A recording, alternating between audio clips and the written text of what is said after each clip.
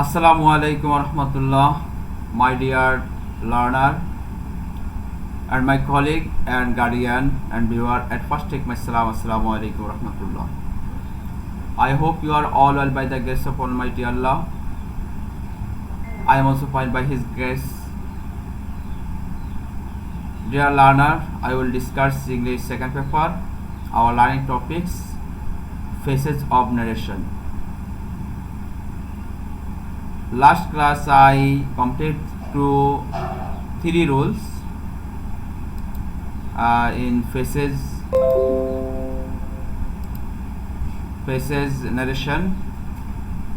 Dear learner, at first I share my screen. Are you see in my share screen? Dear learner, hello. G sir. Okay. Sir Okay. দেখা যায় এখন দেখা যায়।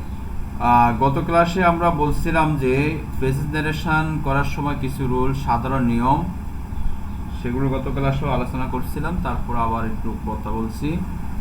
At first you have to read the whole passage to identify the speaker and audience. Then you have to determine the mode of the verb in their species.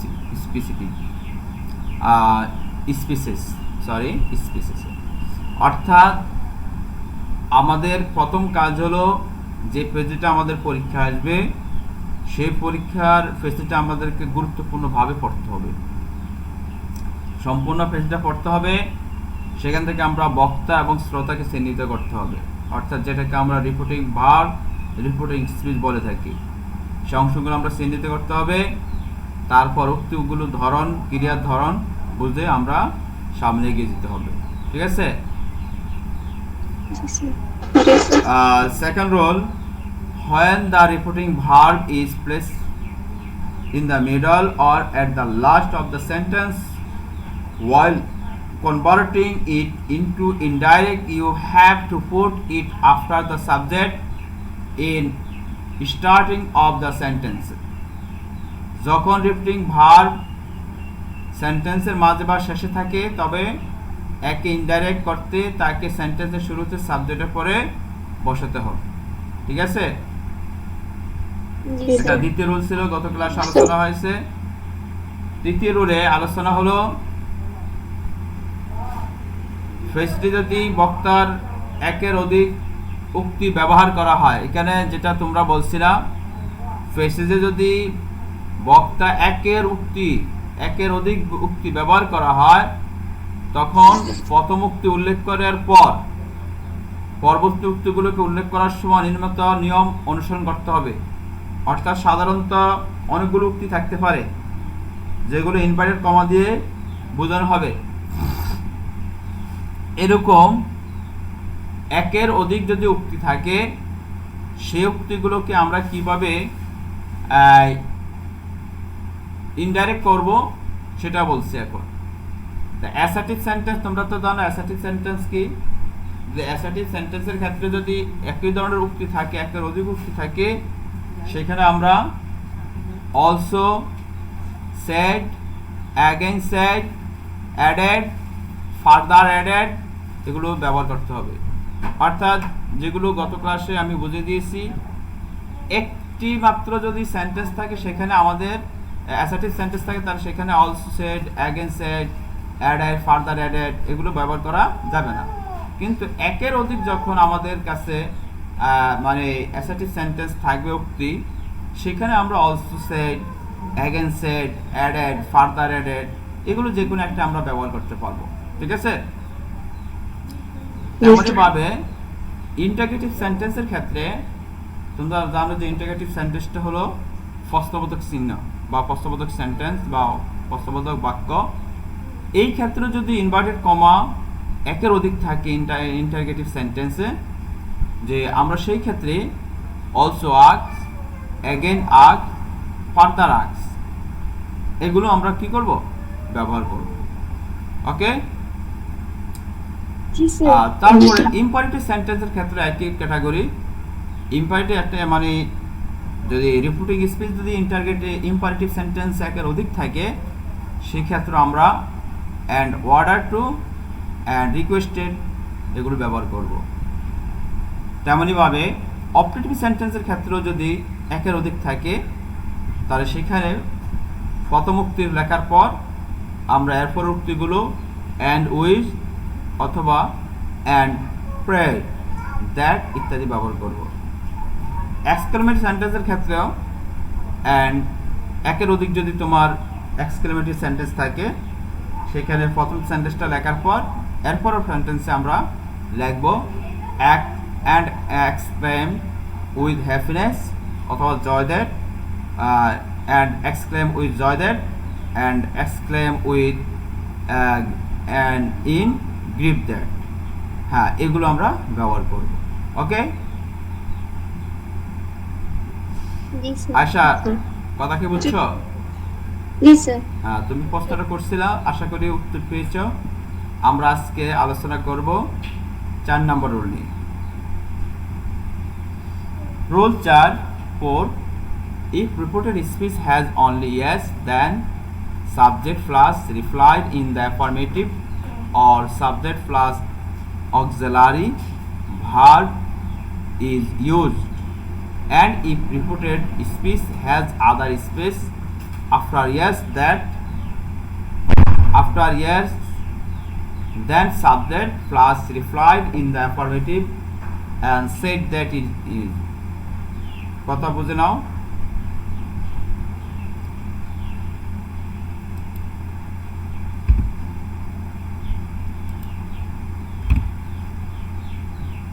যদি reporting স্পিচে শুধু yes থাকে, যেমন কোনো কোনো সেন্টেন্সে ইয়েস অথবা no থাকবে, এরকম অবস্থা থাকতে পারে, মানে এটা কনভারসেশনের ফ্রেজের আকারে, সেখানে আমরা কি করব?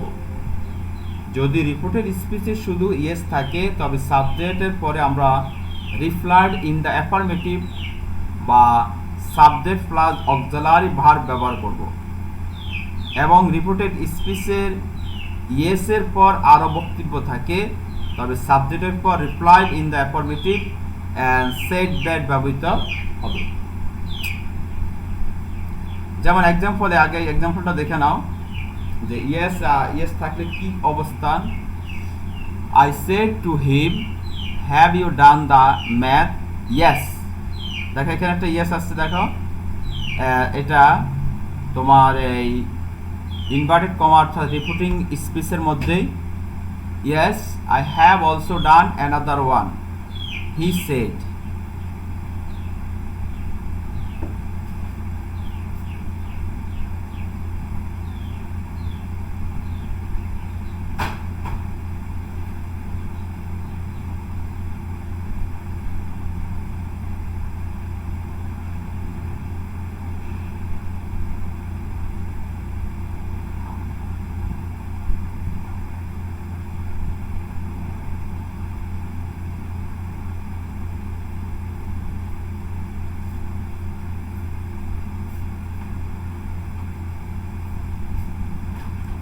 একটু লক্ষ্য করো,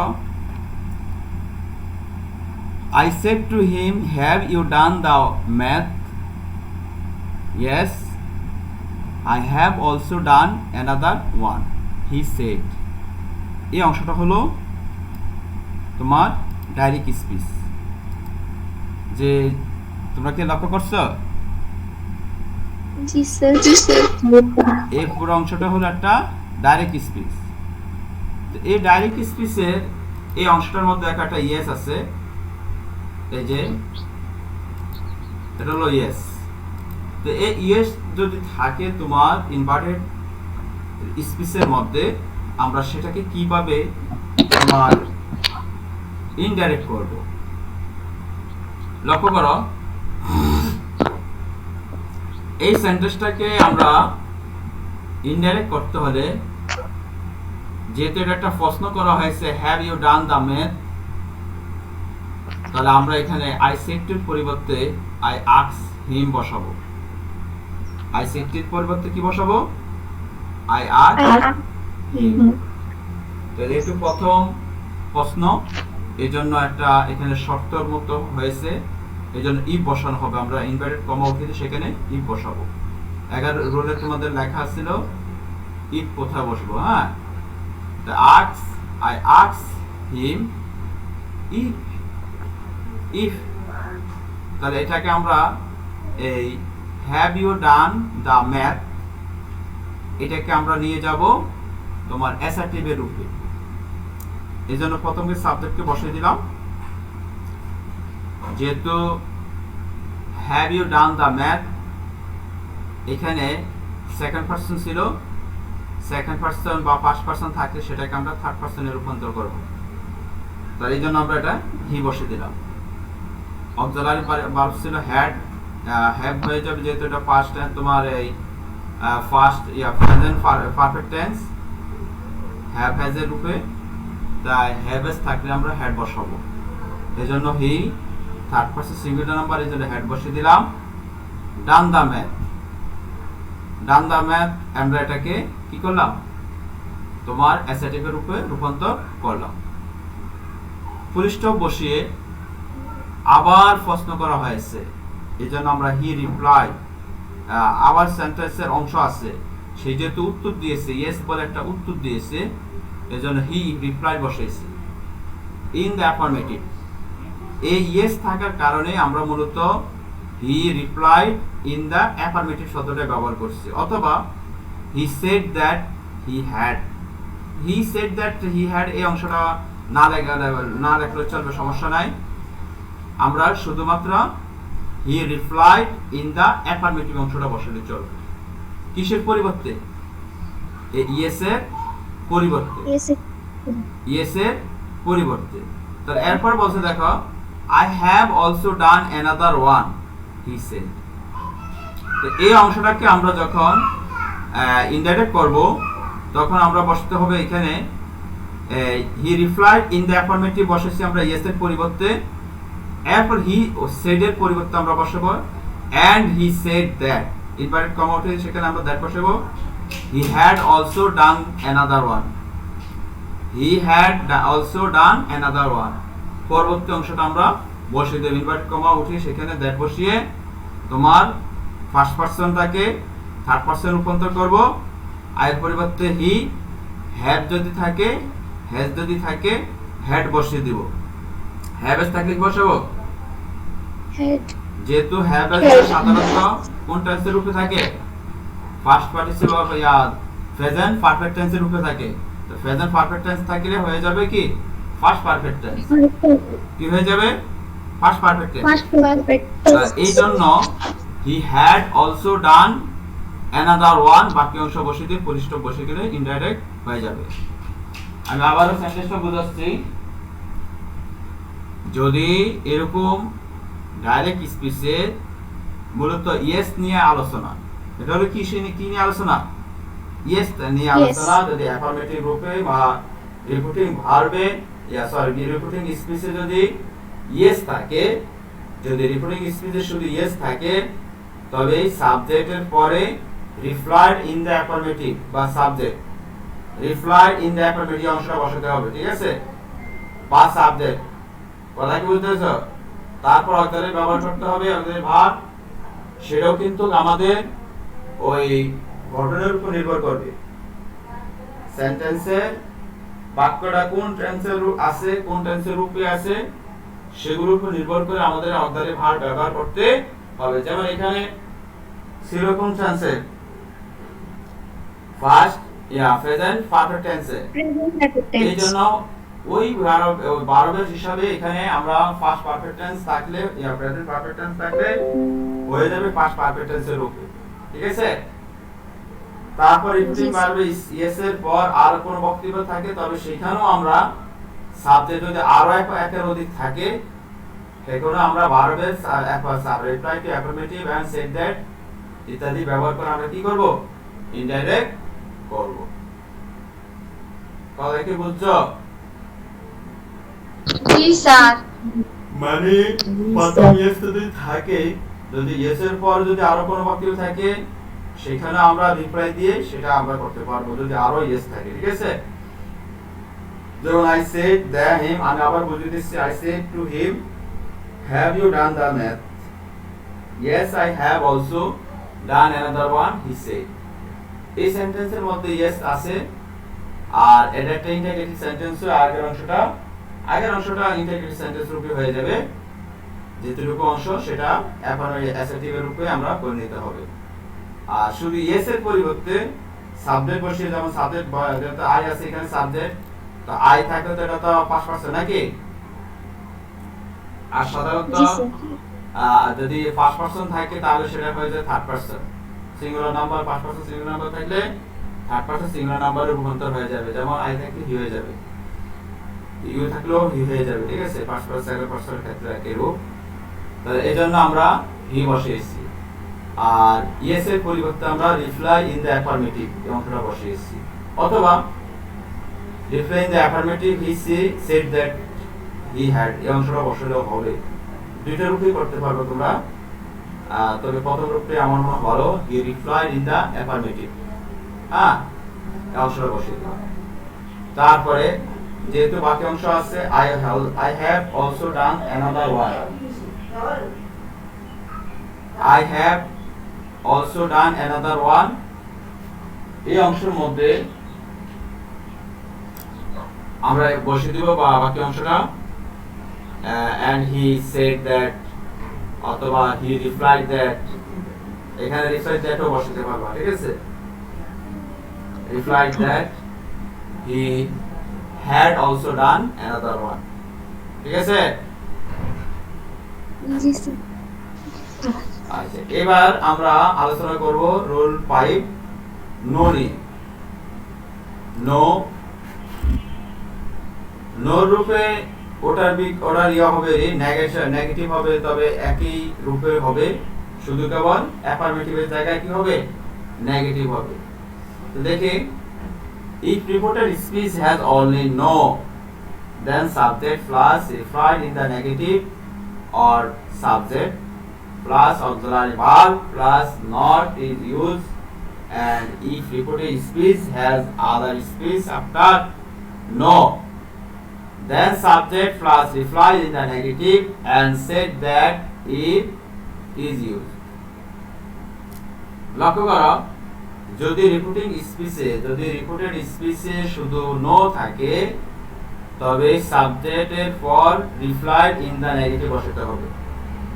সাবজেক্টের এখানে সাবজেক্টটা নির্ভর করবে সেন্টেন্সের বাক্যের টেন্সের উপর, ঠিক আছে, আর পার্সনের উপর। কথা কি বুঝছো? এখানেও সাবজেক্টটা পার্সনের উপর নির্ভর করবে। তাই যেটা বলতেছি তোমাদেরকে, যদি রিপোর্টেড স্পিচে শুধু নো থাকে, তবে subject plus replied in the negative বা সাবজেক্ট বসাতে হবে পরে। এটা না বসালে চলবে, আমরা যে সাবজেক্টের পর রিপ্লাইড ইন দ্য নেগেটিভে বসাবো। তারপর অক্সিলারি ভার্বটা কোন রূপে বসাবো, এটা সেন্টেন্সের টেন্সের নাম্বার পার্সন অনুযায়ী, ঠিক আছে, সেন্টেন্সের টেন্স পার্সন নাম্বার অনুযায়ী। তারপর নট ব্যবহার করা হয়, এবং রিপোর্টেড স্পিচে নো এরপর যদি বক্তব্য থাকে, সেখানেও আমরা সাবজেক্ট বা রিপ্লাই ইন দ্য নেগেটিভ বসিয়ে আমরা সেন্টেন্স শেষ করব, ঠিক আছে। জি স্যার। যেমন উদাহরণ, I said him have you done the math, ওটার বিপরীত no, I will do it later, he said। এখানে নো ব্যবহার করা হয়েছে, শিক্ষার্থীরা লক্ষ্য করো, এই সেন্টেন্সে নো ব্যবহার করা হয়েছে।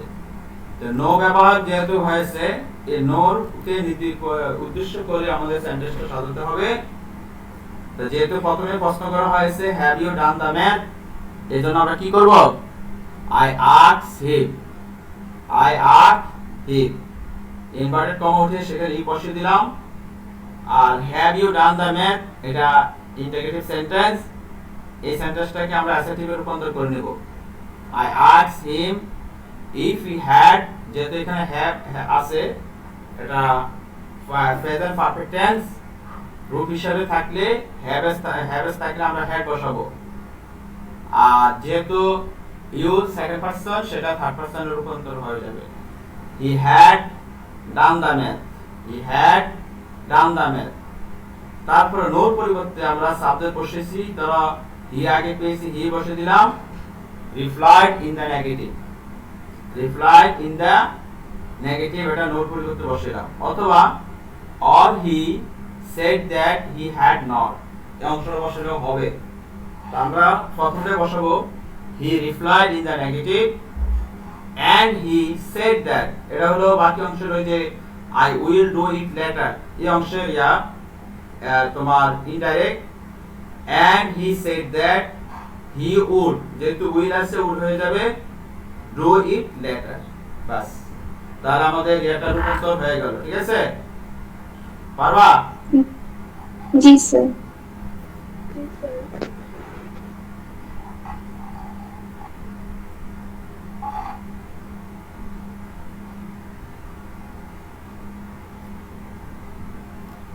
এই অংশ মধ্যে আর সমস্যা আছে?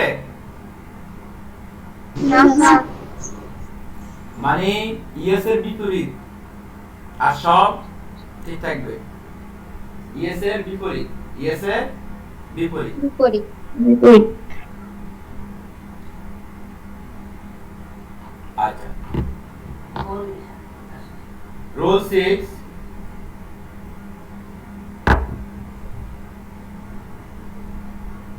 when direct speech has sa, এবার সার নিয়ে আলোচনা। যদি ইনডাইরেক্ট স্পিচে সার থাকে তাহলে কি করবা?